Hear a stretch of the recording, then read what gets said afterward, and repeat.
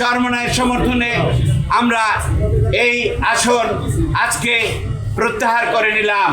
এখানে নির্বাচন পেলে জামাত ইসলামী এখানে নির্বাচিত হয়ে আসতে বলি আমরা ন্যায় এবং ইনসাফ ভিত্তিক একটি সমাজ গঠনের লক্ষ্যে এখানে ঐক্যবদ্ধ ভাবে ইসলামী সমমনা এবং দেশপ্রেমিক রাজনৈতিক দলের ঐক্য হয়। তার আলোকে বাংলাদেশে জামাত ইসলামী সহ এই সমস্ত দলগুলো সমঝোতার ভিত্তিতে নমিনেশনের ব্যাপারে আবার পুনর্বণ্টনের ব্যবস্থা করে এবং সেই সমস্ত প্রেক্ষাপটে এক পর্যায়ে আমাদের চরমনায়ের তারা আলাদা নির্বাচন করতে সিদ্ধান্ত নেয়।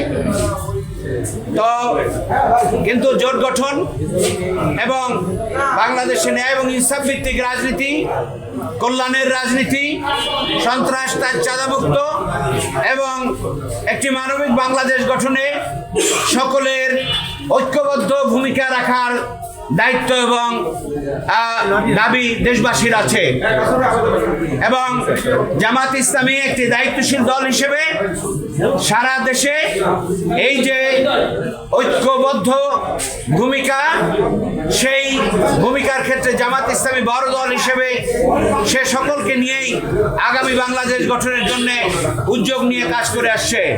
আমাদের নেতা ডাক্তার শফিকুর রহমানের আহ্বানে এই উদ্যোগ এখনো অব্যাহত আছে। সেই জন্যে আগামী দিনের রাজনীতি সহনশীলতা, সহমর্মিতা, ভ্রাতৃত্বের মধ্য দিয়ে সকলের সম্মান এবং মর্যাদা সমন্বিত রেখে বাংলাদেশে যেন আবারও আমরা সকলে মিলে ঐক্যবদ্ধভাবে ভূমিকা নিয়ে কাজ করতে পারি। এই জন্যে আমরা বরিশাল 5 আসনের এই জামাত এবং 10 দলীয় জোটের প্রার্থী হিসেবে জামাত ইসলামের মানে সিদ্ধান্তক্রমে আমরা চরমনায়ের সমর্থনে আমরা এই আসন আজকে প্রত্যাহার করে নিলাম এবং আমরা আজকে আহ্বান জানাই যে সারা বাংলাদেশে এইভাবে আমরা যেন কল্যাণ এবং ন্যায় ইনসাফের ভিত্তিতে আমরা বাংলাদেশ গড়ে তুলতে পারি। সেজন্য 10 দল এবং 10 দলের বাইরেও যারা কল্যাণকর ন্যায় ইনসাফ ভিত্তিক মানবিক বাংলাদেশ গড়তে চান তারাও সমবেত হবেন। এখন জাতির স্বার্থে, দেশের স্বার্থে, কল্যাণের স্বার্থে, মানবিক ন্যায় ইনসাফ ভিত্তিক ইসলামী বাংলাদেশ গড়ার স্বার্থে দেশবাসীর জন্য এই এতটুকু ভূমিকার মধ্য দিয়ে বরিশালেও যেন আমরা আবার সকল ভোটার্সদের কাছে আমরা আহ্বান জানাবো, তারা যেন এখন আমাদের যার সমর্থনে আমরা এটা প্রত্যাহার করেছি ইসলামী আন্দোলন বাংলাদেশ, তাকে নিয়ে যারা তার কাজ করবেন এবং তাকে নির্বাচিত করে আনবেন। নির্বাচন পূর্বে আইন শৃঙ্খলা পরিস্থিতি কেমন দেখছেন?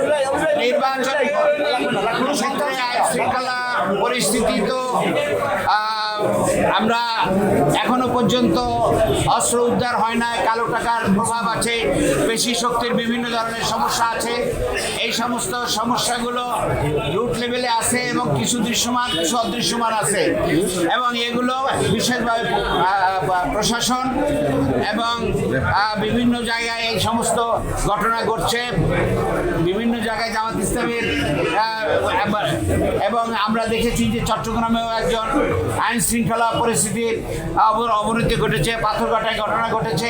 এই সমস্তগুলো বন্ধ করতে হবে এবং এর ইফেক্টটা সারা দেশেই পড়ে। আমরা আশা করি এই সমস্তগুলো অবশ্যই বন্ধ করে একটি লেভেল প্লেইং ফিল্ড তারা গঠন করার কার্যকর ভূমিকা রাখবেন।